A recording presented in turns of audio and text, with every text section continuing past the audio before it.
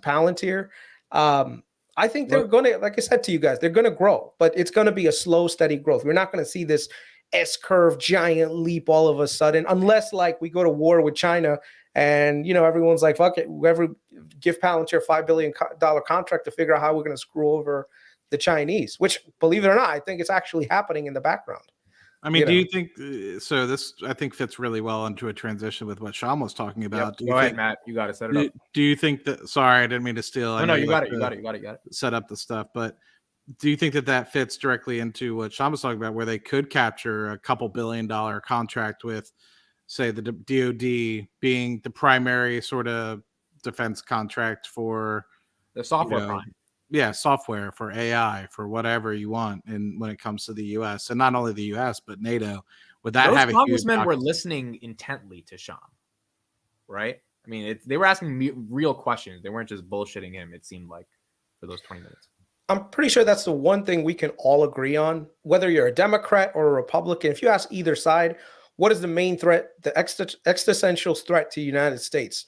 It's going to be large bloc countries that have a negative impression on the United States and our way of doing business. So that's the Chinese and the Russians. Whatever it takes to screw over the Chinese and Russians, that is what we're going to do. Whether you're a Democrat, you're Republican, or you're independent, that's the message everyone can get behind, because that's politically neutral. We can argue about who gets to use which bathroom, and that's something that we fight over. The one thing we're not fighting over is fuck over China, because that's the goal,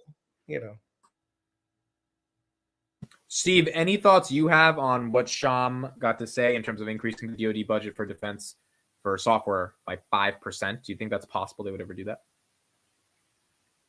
Our defense budget's $850 billion right now or something like that. So yeah. Sure, why not spend more money? I mean, the country's in debt $31 trillion. Just spend more money. But this is good stuff to spend it on. This isn't like, dumb stuff. I think the thing that'll be scary. Sorry, Steve. If they can't find 5% for software and $850 billion, they got issues.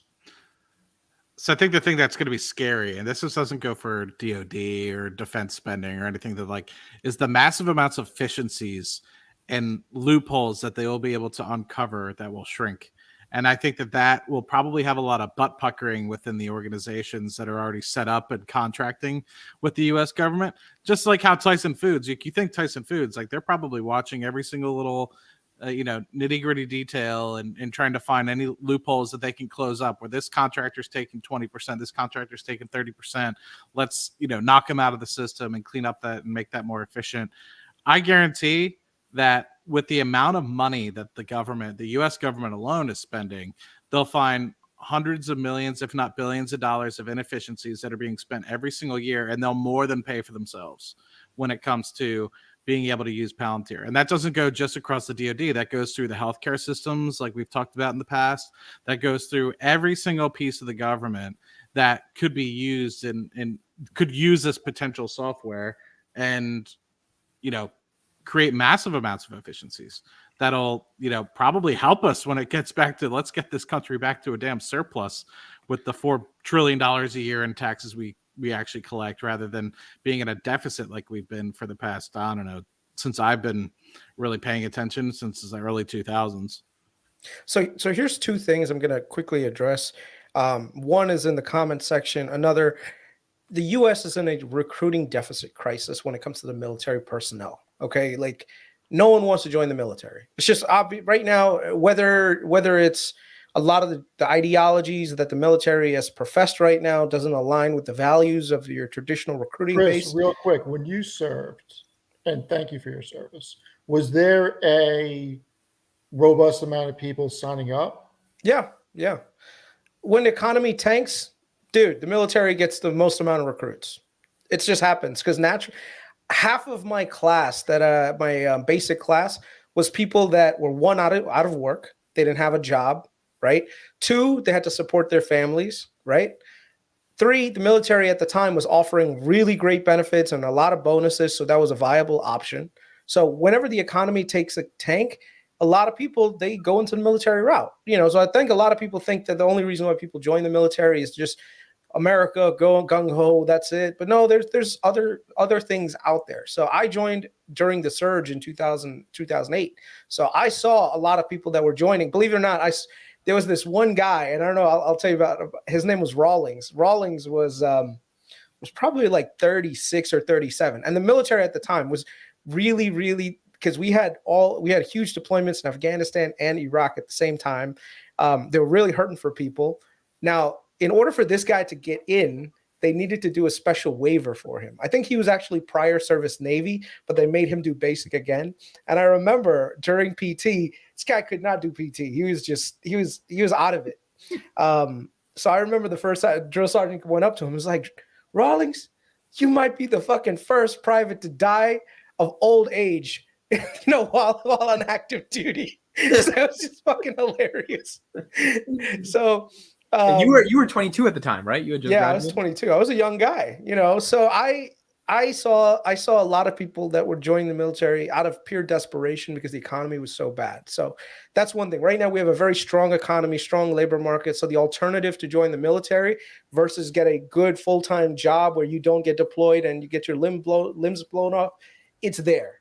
The other problem is the military right now has traditionally recruited in the South, if you think about where majority of the U.S. Army's recruits come from. I'm talking about the Army. I don't necessarily know too much about the Air Force and Navy recruiting, but traditionally, majority of the people in the Army have come from the Bible Belt and the South. The minute that the military went super woke, a lot of people were turned off by that. The other thing is a lot of DEI initiatives where it was diversity, equity and inclusion was really forced down a lot of people's throats. And so people were just like, look, I don't want to be called a white supremacist. I joined the military and all of a sudden now I'm a fucking baby killer. Like there is a negative stigma to being a part of the military that sometimes people don't want to deal with, That's true. Because as soon as you say there's a negative stigma, even in my generation, no one wanted to join the military. There's no patriotism that I feel at all. But regardless if you want in my to join the military or not, they're all heroes. Anybody? Yeah. I agree, 100%. 100%. I don't know. I guess I grew up in a different generation where it's not that never crossed my mind, at least. No, people think if you defend the United States abroad, you are defending an evil Western regime that is inflicting pain upon brown countries. That's literally the way people think about the military today. Yeah, and it's unfortunate because that's not the case, or at least in my view, that's not the case. Like most of the people that I served with, they did it for three reasons. Number one, to support their families, right? Number two is to support their community and their stuff. So real patriotism that they actually care for the country. And last but not least, for the people around them who were already deployed with them. I can't tell you how many people that I served with that were they ended up being almost like brothers and sisters to me. That is the level of deep relationships that you bond. Like the minute you wake up, you see this person. The minute you go to sleep, you're sleeping and around the same thing. And then, of course, there's a whole bunch of people that are also joining because it's tradition in their families. There's a lot of people that discount that, but you won't believe how many military families there are where there's generations of people serving. All right. I know a friend of mine, he's 8th generation military, like literally 8, almost, I think it was like maybe 6 generations, actually, not 8. But it was a really far back number where this guy was. You guys remember Lieutenant Dan, like from Forrest Gump? It was like Lieutenant Dan. He literally, this guy's great grandfather or something was in West Point at one point. Exactly what I thought about when you said this guy's 8 generations. Yeah. So there's people out there that have generational ties to the military. Like same thing with the Marine Corps. Marine Corps, a lot of people, their parents were Marines. So they're like, no, one of the options that I have is I'm going to join the Marines too. And that gets built over time as a character building exercise, plus the benefits of it. But Chris, I think, do you think it's different now because there's so many other ways for people to make money now? I think so. Yeah. I think there's that. I think it's a combination of things. And when you add them all up, the value proposition of being part of the military is not there. Recruiting is down to like all-time lows. And yeah, like just, I don't know. If you take a look back into history, in the 1970s is when they ended the draft. Right. So ever since then, we've had all volunteer force, which means that we went the market route that says we're not going to recruit based on the other thing is like generally this part is the one that actually really is really terrible. The eligibility of people that can serve the military is only like 1 in 5 people because of either weight and physical conditions of an obese population, that eliminates a lot of people. The other thing is not having a high school diploma. That is like, you'd be surprised. Like, what do you mean? Like people without high school diplomas? Yeah, there's a lot of people without high school diplomas. And then like basic IQ tests. Like there's a lot of people that can't pass a basic military IQ and mental fitness check. Like if you can't do that, then, so that leaves a significantly less population that's even eligible to join the military. So you're trying to recruit from a smaller and smaller pool. And one of the unfortunate things that I've seen over the last 10 years is that instead of trying to figure out how we can bring recruiting up, they've just been lowering the standards, right? Like, oh, we're just going to keep lowering the standards until we get more people to fit. And yeah, it's just, I don't know, man. I think, okay, so back to the Palantir point. I think if we are going to challenge Russia and China, we are not going to be able to do it in the traditional battlefield sense. Like if you think that we can throw bodies at China and Russia and win, we're not. We have to be highly, highly agile, highly sophisticated in how we maneuver around the battlefield and do a lot of strategic targeting. So if you look at the example of Ukraine versus Russia, the Russians have, I think, 3 to 4 times the amount of able-bodied soldiers that are able to invade Ukraine. But Ukraine is holding up. Why? It's because they have a logistics and intelligence infrastructure that's letting them take pinpoint shots at the Russians, where the Russians right now, even though they're a much larger organization with much more resources, you can do a lot of damage. It's the same thing if you look at the American Revolution, right? American Revolution, the Redcoats, we were strategic in the way that we fought against them.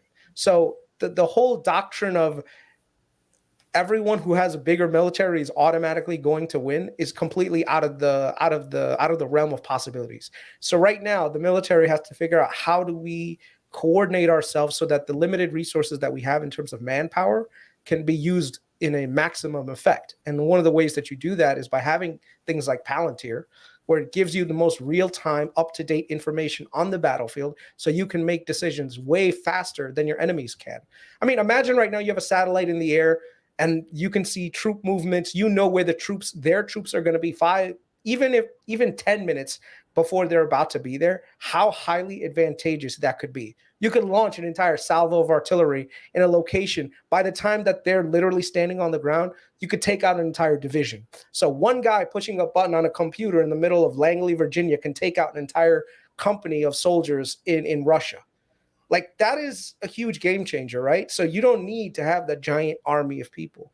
Now, Palantir is a tool that can actually make that happen. So that's the thing that you should think about when you're thinking about Palantir, because that's what essentially it's letting people do. Like multiply one person 5 times, and that is the efficiency that you'll get out of them.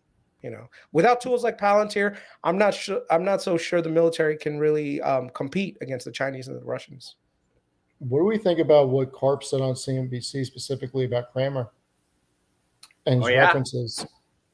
We because we didn't do Palantir Weekly last week. So basically he said Jim Cramer doesn't know our financials.